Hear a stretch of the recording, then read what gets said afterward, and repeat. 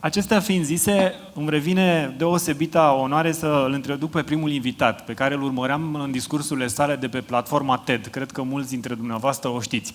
Cele două discursuri pe care le-a avut și materialele prezentate au adunat peste 16 milioane de urmăriri, să spun. Eu am fost unul dintre ei, recunosc, și sunt în continuare un mare admirator, pentru că a scris peste 200 de lucrări de cercetare, a fost inclus în top 25 gânditori globale ai anului 2024.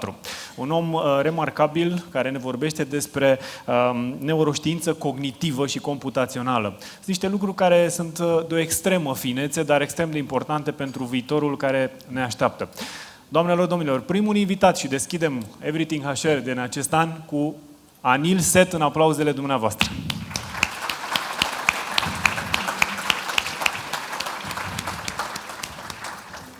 Thank you very much. Thank you. Good morning. Thank you very much, Mr. Former and future mayor as well. It's a pleasure to be in Brasov. It's actually my second time in this city and my third time in Romania. So I'm very, very pleased to be back and to have this chance to talk to you this morning. Not about human resources directly. I'm a neuroscientist. I've been working in academic research for about 25 years, trying to understand the brain and trying to understand specifically this aspect of the brain, this complex piece of biological machinery we have in our heads, how it conjures the world that we experience, and how it conjures the sense of self that we experience within this world. This is the question of perception, how the brain transforms the sensory signals that come in through the eyes and the ears into a colorful world full of objects and people and places. Now, this may not seem directly relevant to all the challenges of human resources, but I promise you it is, because how we perceive the world and how we perceive other people within that world, I think, is absolutely key to understanding how we interact with people and how other people see the same world that we share, which might be very different. While I'm talking, I just put up this image here. This is an image of a typical lab in my kind of field. I don't know if you can all see it. It's not my own lab. It's one of my colleagues' laboratories somewhere in the US, and it's got all kinds of nice things in it there. I mean, you can see sofas and books and all these kinds of things. And I just wonder, while it was up there, just as a little warm-up exercise, did anybody notice anything funny, anything change in that image? I'd like you to just raise your hand if you noticed anything. Somebody did. Anybody else? One person was awake. Well, while I was speaking, this image was changing quite a lot. It started.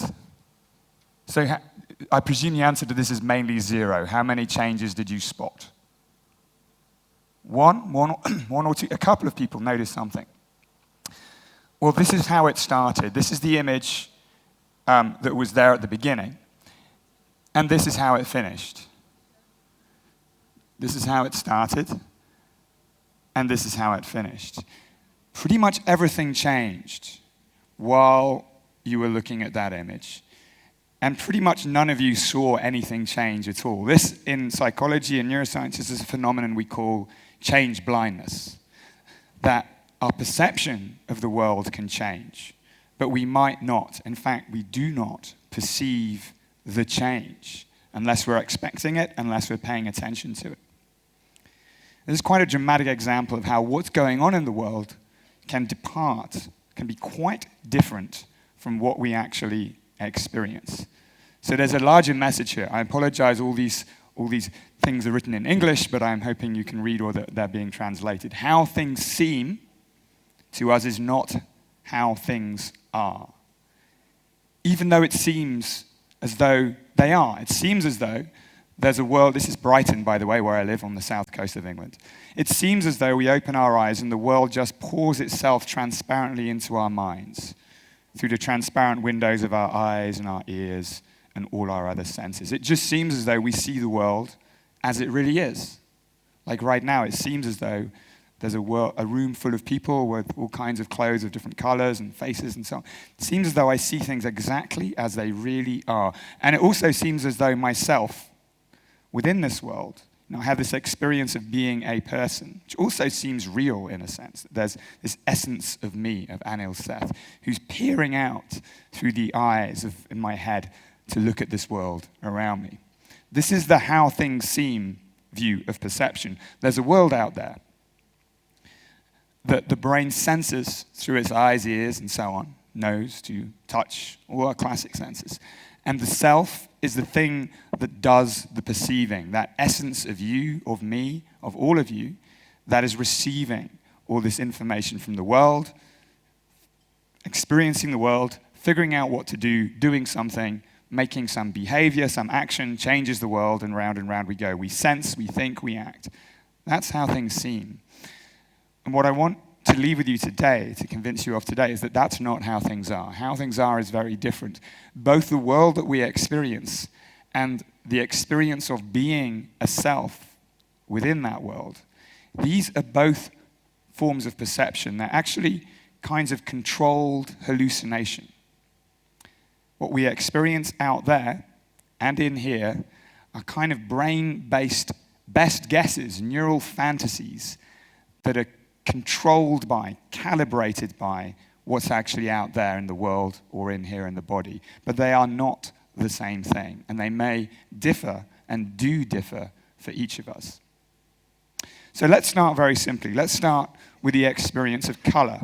Now, what could be simpler than color? Color is so important to us. It brings beauty and meaning and brings our visual worlds and our daily lives to life.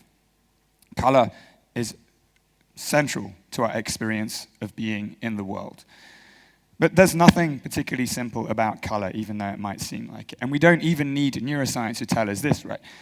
Physicists have known for many, many years that when we experience color, our eyes are sensitive to just a tiny slice of this electromagnetic spectrum. Now, this is just energy going all the way from radio waves at one end to X-rays and gamma rays at the other end. And this thin slice of reality, the so-called visible spectrum, that's where we live in the world of color. We inhabit this thin slice of reality. And within this thin slice, the cells in our eyes are sensitive to only 3 wavelengths. We call them red, green, and blue. But they're not actually red, green, and blue. They're just different wavelengths of light. We call them that, but they're not that. And out of those 3 wavelengths, our brains can create millions of distinct colors. So what we see when we see a color is simultaneously less than what's really there, because we're only sensitive to a tiny slice of the full objective reality, and more than what's there, because out of 3 energies of light, we experience millions of colors. Less than and more than what's there. It cannot be exactly what's there. And what I think is true for color is true for everything we experience. Let me give you a couple of examples of how different our perception can be from what's there again. This is called the lilac chaser. It's one of my favorite visual demonstrations. I hope it works for everybody here. What I would like you to do is focus your eyes on the black cross. Try not to blink. Try not to move your eyes.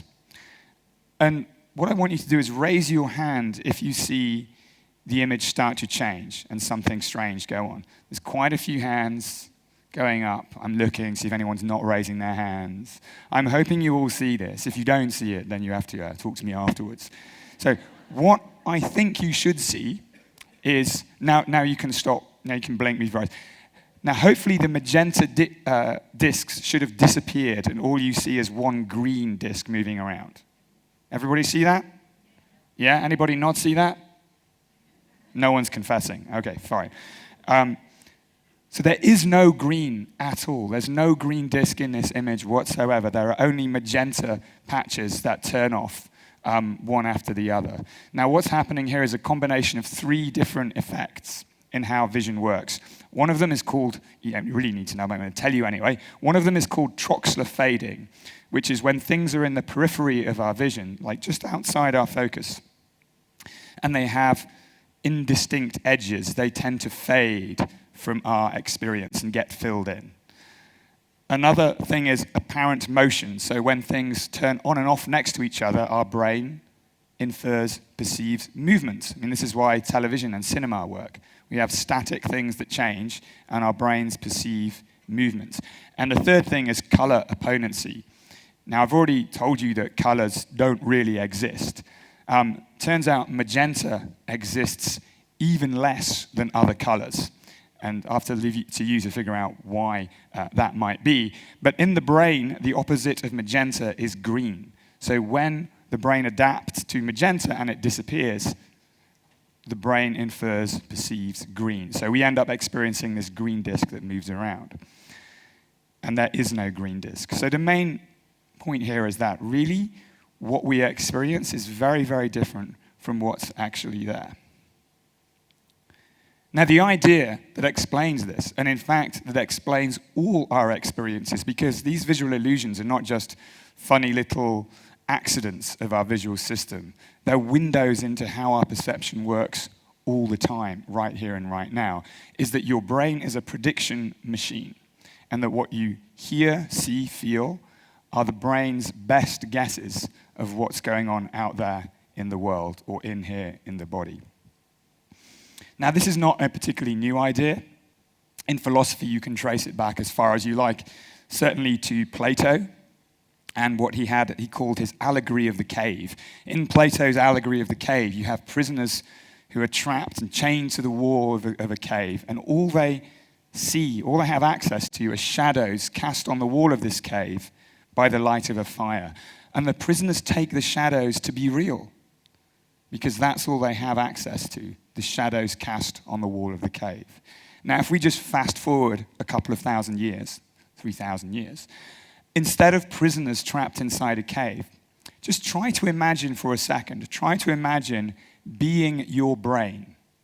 Like you, just like there it is. We've all got one. It's up here somewhere. Imagine what it's like for your brain. You're trapped inside this bony cave of a skull, and it's dark in there. It's silent. There's no sound. There's no light inside the head. All you've got to go on as a brain are these sensory signals which are only indirectly related to things out there in the world, whatever they may be. And these signals, they don't come with labels on, like I'm from a cup of coffee, or I'm from a chair, or I'm from another person, or even that I'm from the heart, or the eyes, or the lungs. They just come, they're just electrical signals. So to bring a world into view from these ambiguous and unlabeled sensory signals that the brain is bombarded with, it has to combine them with its prior expectations or beliefs about the way the world is, that you as a person do not necessarily know that your brain has. And by combining this prior knowledge about the world with the sensory signals, a world can come into view. The brain can make its best guess about the causes of those sensory signals, and that's what we perceive. So two more very quick examples just to sort of drive this home. How many people have seen this before? This is quite an old comment. Well, a couple of people, very good, but not so many. This is called Adelson's checkerboard. So again, what I want you to do, have a look at these two patches, A and B. Now, hopefully to you, they should look to be different shades of gray. Is that right? Everyone's seeing them different. Anyone seeing them the same? No. But they are exactly the same shade of gray. And I know it doesn't look like it, but I can show you that if I show a second version of the image and I join up the two squares. And you can see it's one continuous shade of gray, right? If you think I'm tricking, I'll just move this line across, and you can see I'm not tricking you. It's one shade of gray. There's no difference. But if I take it away, well, they look different again. This works. I've seen this thousands of times. It always works. What's going on here? Well, what's going on here is that your brain has baked into the neural circuits of your visual cortex the knowledge that objects in shadow appear darker than they really are. And your brain knows this. So your brain isn't designed to figure out how bright the light is. It's designed to figure out what's actually going on. So it assumes that it knows that this is under the shadow, and so it's going to seem darker than it is, so it infers a checkerboard. And that's what we experience. Not what's there, but what the brain thinks is out there in the world. One more example. This is one of my favorites. This is called the hollow mask illusion. Now, we humans, we're very social animals, and faces are very important to us. A large part of our brain is dedicated to recognizing, interpreting faces and facial expressions. Now, every face that you've ever seen, pretty much, and that all of your ancestors have ever seen going back hundreds of thousands of years, has always pointed outwards, with the nose pointing out like this. So this is how the brain assumes that faces work. They point outwards, so much so that when faced with a strange situation, this is a hollow mask, of an inward-pointing face, the brain would rather reach the conclusion that the face is rotating in two different directions at once than that it is an inward-pointing face. You can see it just about there. It begins to rotate. Everyone see that? Of course, that's not possible, right? You can't have something rotating in two different directions at once. But that's what the brain thinks is the most likely situation. Again, and this, I think, just shows how deeply our brain's expectations can shape what we experience, to the extent they contradict the way the world works at a very basic level, or they can do. Now, thinking about the brain this way, it's not just a series of fun examples. I think it fundamentally changes our perspective on how we experience the world and the self. And it does so in a way that matters for our everyday lives and our professional lives too. This is a picture of the kind that I saw in textbooks when I was a student about 30 years ago, about how brains do perception. And the story then, and probably the story if you open a textbook now, is very simple. It's this kind of bottom-up, outside-in direction. The brain, this is a monkey brain, by the way, signals come into the eye, and they progress deeper and deeper into the brain. And as they flow into the brain, features are pulled out, lines and edges and colors and shapes. And as you get deeper into the brain, faces and objects and people and places and more complex things. All the heavy lifting is done in this outside-in direction, as if the brain is reading out the world. That's how things seem. But how things are, this prediction machine view is very different. Instead of perception depending on sensory signals being read out by the brain is constantly making predictions about the causes of the sensory signals, predictions about what the activity is that is coming in. And the sensory signals, these red arrows, they just keep these predictions in check. They calibrate them. The brain is making predictions, and the sensory signals that we think we just read out, they just tell the brain the difference between what it gets and what it expects. They're prediction errors, the discrepancy between the brain's expectations and what it actually comes in. And what we experience in this view is not a readout of the sensory information. It's the content of the brain's predictions. We're always actively generating our world. We're not passively perceiving it. We perceive the world from the inside out, not the outside in. Let me give you just one example of the kind of experiment that we've done in my lab over the years that puts this on a little bit of a firmer footing. This was with a colleague of mine called Yaya Pinto. This is a method in psychology. Details don't really matter. It's called continuous flash suppression. And what we do here is we put a situation in which people in one eye, so we show one image to one eye, they see an image. It could be a house or a face, and it gradually emerges out of nothing. The other eye is exposed to this changing pattern of colored objects, which gradually fades into nothing. Now, if people are exposed to this situation, what they tend to see is just the colored shapes first, that dominates, and then at a certain point, the image breaks through, and that's what people perceive. It's like, oh, I see a house or a face. What we also do is we flash very briefly a word, face, let's say, but it could be a different word. Sometimes that word matches the image, so it gives the brain a valid expectation, and sometimes it doesn't. So what we're doing here basically is manipulating whether the sensory information, the image, matches the brain's expectation or not.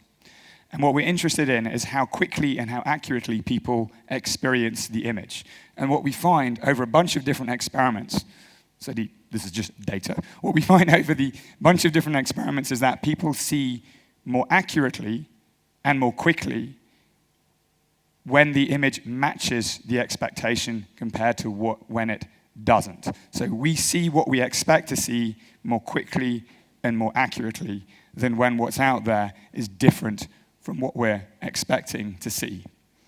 We experience the expected. This, and I won't go through the details of this one, I just wanted to mention, because I think it's kind of relevant for some sort of wider applications. This applies to memory too. Now, one last interactive thing, if you just close your eyes right now, you might have the experience of this world just fades from view, right? You experience it and it fades away. This is a very short-term kind of memory in the brain. And what we found in another series of experiments is that this memory that we have of what just happened, like 1, 2, 3 seconds ago, even within that time frame of 1, 2, 3 seconds, our memory starts to depart from what we actually saw at the time and becomes increasingly shaped, increasingly biased by what we would generally expect to happen. So our memories, as well as our perceptions, are shaped by the brain's expectations, the brain's predictions. We very rarely see and remember things as they actually are or were. Now there's a good kind of way to remember this, a good slogan for this, which is we're used to, in English anyway, we're used to saying something like, I'll believe it when I see it. The sensory information, well, that's evidence for me, and that's what I will believe. But in fact, it's probably better to say it the other way around, that I will see something, or hear something, or smell something, when my brain believes it. When my brain believes something, that is what I experience, not the other way around. And our brain's expectations can be very powerful, sometimes to the extent that we will experience things that are not there. Faces again, faces being so significant for us. The brain is always throwing out prediction of face out there into the world to see where it sticks. We can see faces in clouds.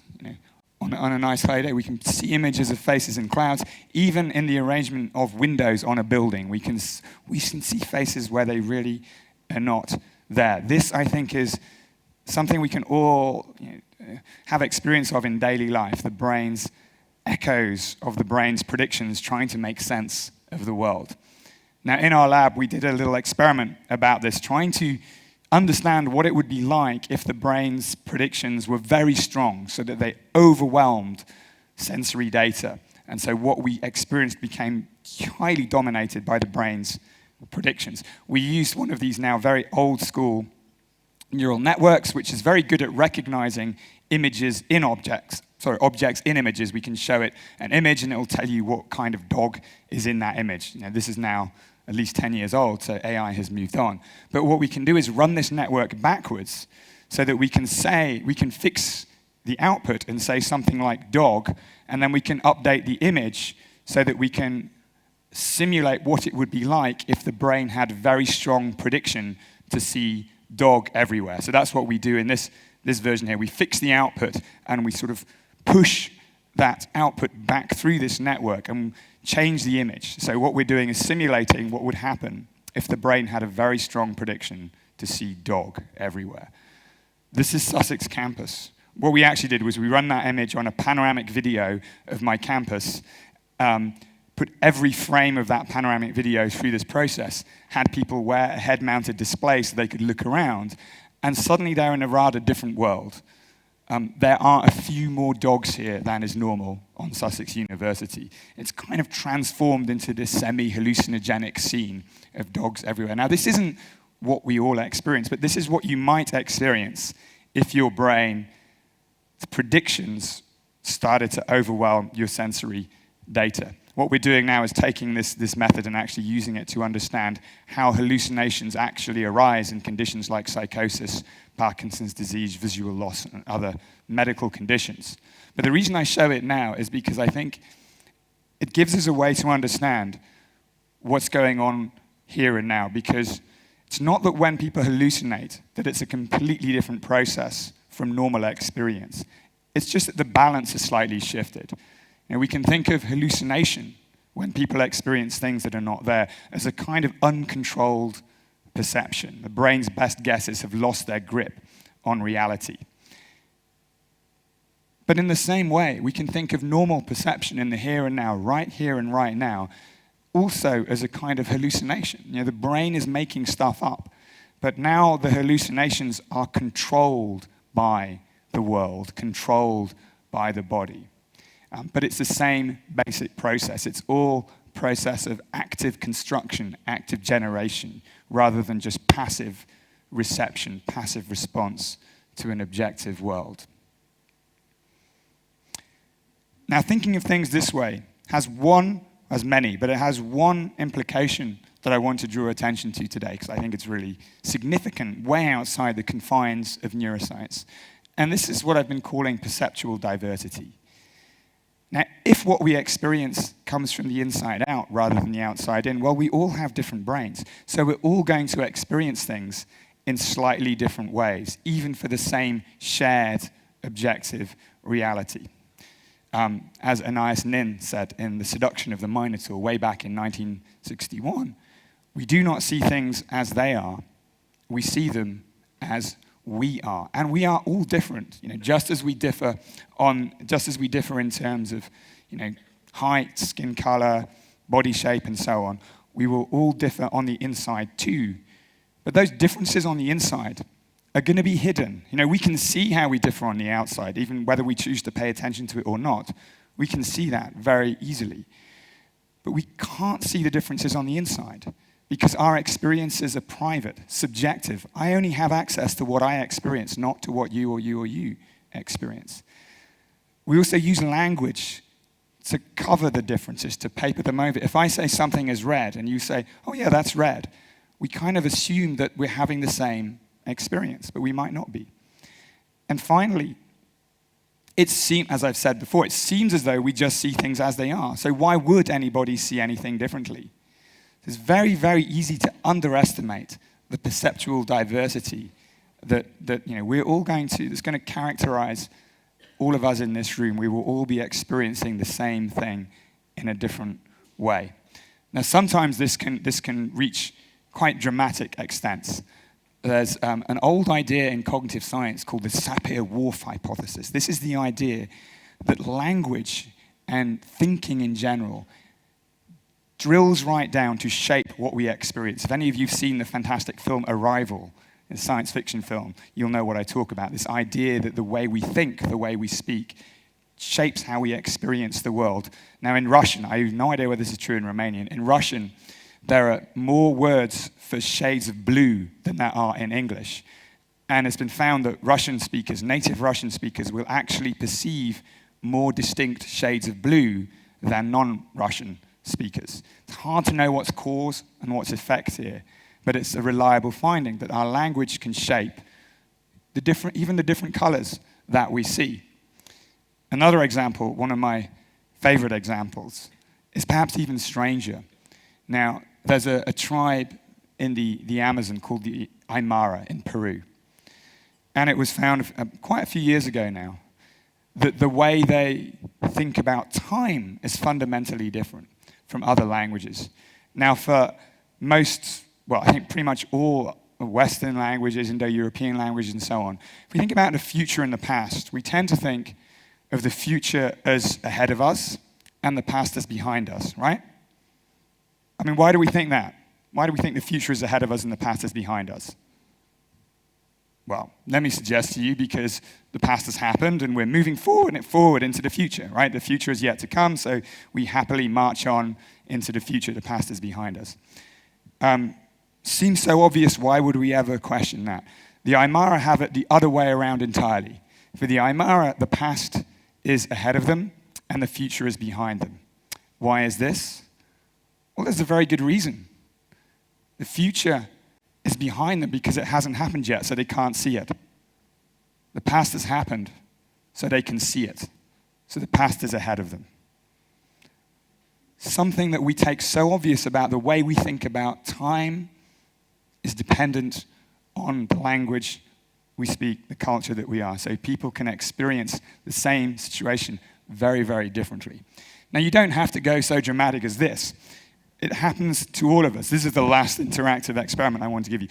How many people remember the dress? This is an image that came on the internet quite a few years ago. One person confesses it, but okay, a few more. How many people see this as blue and black? Raise your hands, please. Okay, good. How many people see this as white and gold? Raise your hands. Quite a few of you. How many people who see it as one way still can't believe that other people can see it the other way? Right, that's, for me, the really interesting thing about it. To me, this seems absolutely, definitely blue and black. You white and gold people, it's nice to meet you, but you are completely wrong. In fact, I'm not joking. The real dress, the subject of this photo, actually was blue and black. But this photo is very ambiguous, and it's ambiguous kind of because of the lighting conditions. So light, color, we keep coming back to color. Color is something that the brain is always making up. If you take a piece of white paper from in here, where the light is quite yellowish, to outdoors where it's going to be bluish, even on a cloudy day, the piece of paper still looks white. And that's because the brain is doing something that photographers call color balancing, white balancing. It's taking into account the ambient light in order to figure out what color something is. It wouldn't be much good if our experience of color just kept changing, as lighting conditions change. That would not be good at all. Now, what this image showed, and this was cool because it wasn't found in a laboratory, this just came up organically from the internet, was that this process of color balancing, color constancy, varies from person to person. Those of us who see this as blue and black, we have the consolation of being actually correct.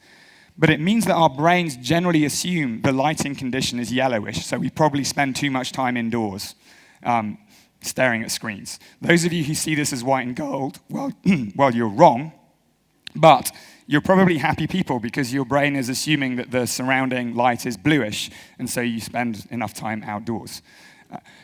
So we can all see the same thing very differently. Now, in this case, the thing about the dress was that the difference is so stark that it set the internet on fire. And people were so convinced they were right, they could not believe other people could see it the other way around. We live in perceptual echo chambers just as much as we live in social media echo chambers. And the first thing about getting out of an echo chamber is to realize that you're in one. And this image of the dress shows that this is true for how we perceive the world. It seems real to us, so we don't even realize we're in an echo chamber of our own brains.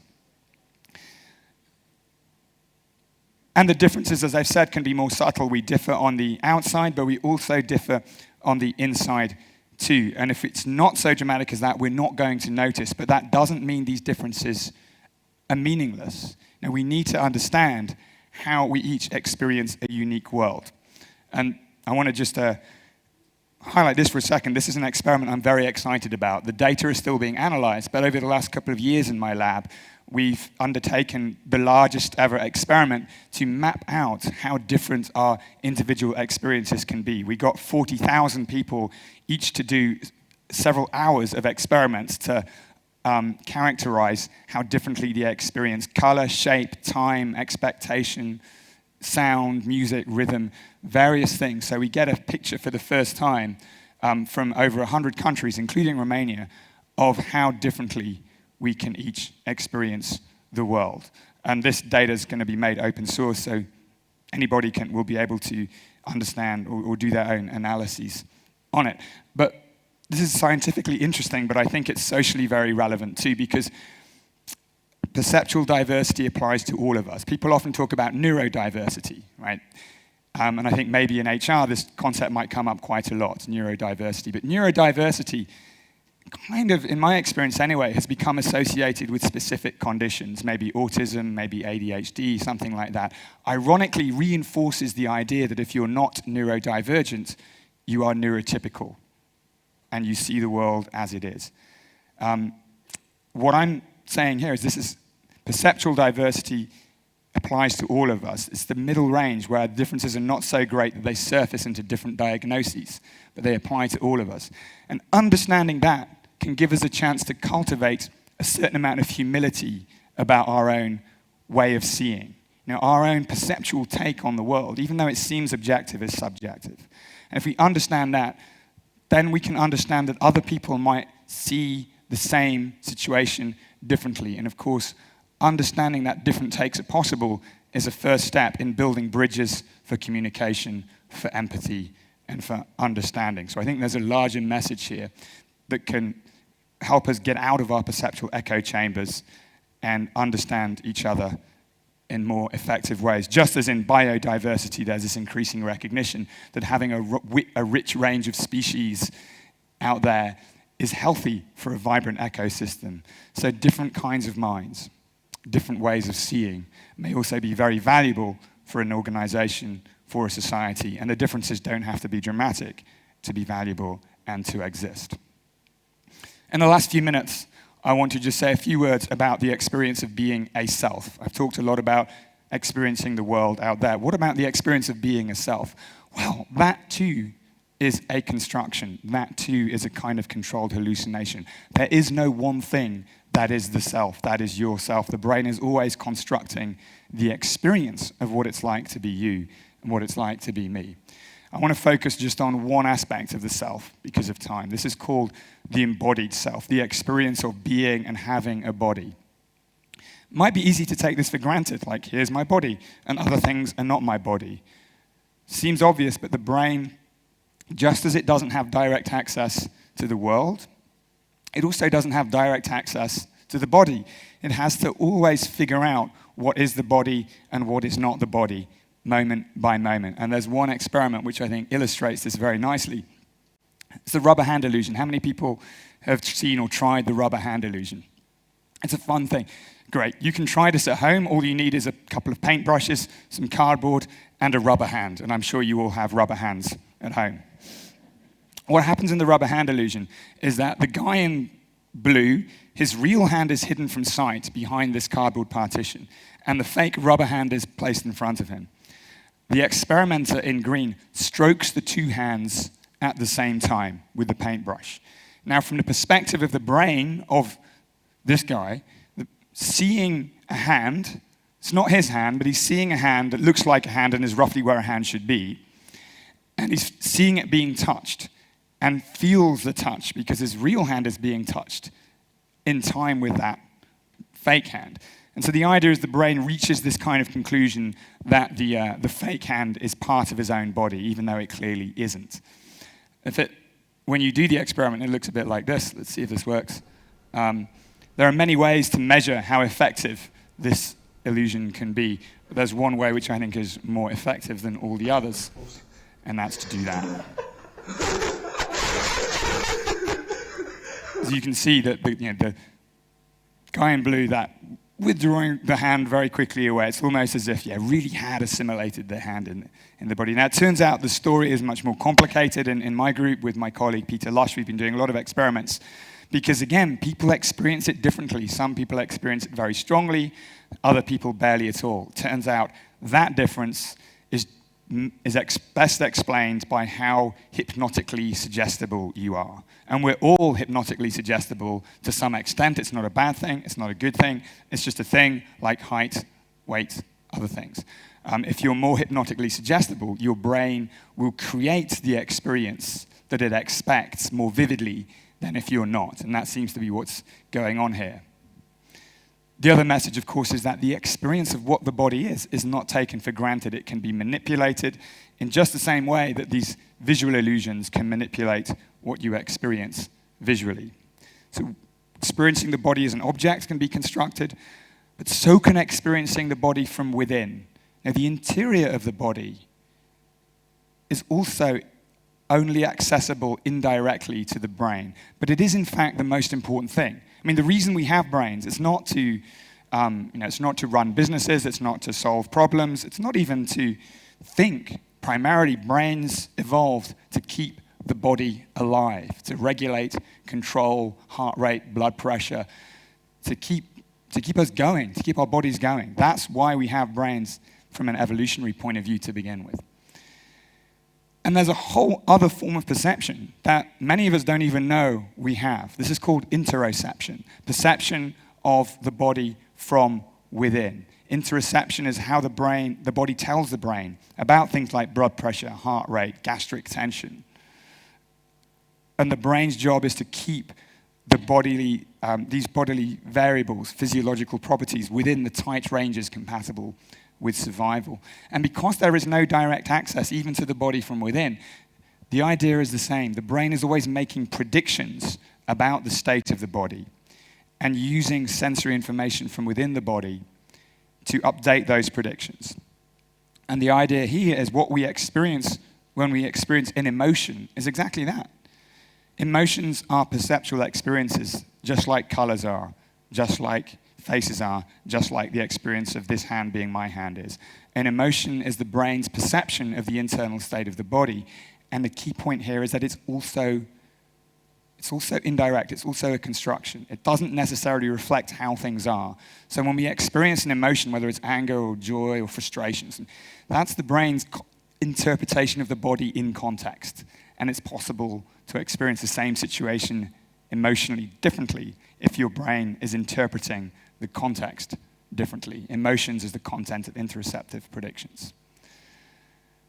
Now, in my work and in the book that I recently have, I kind of tell a story that takes this all the way through, that the way we experience the body, but also the world around us, all has its roots in this brain's regulation and control of the body. We perceive the world around us and ourselves within it with, through, and because of our living bodies. Our living bodies are essential to our minds, to our brains, to our perception, to our consciousness.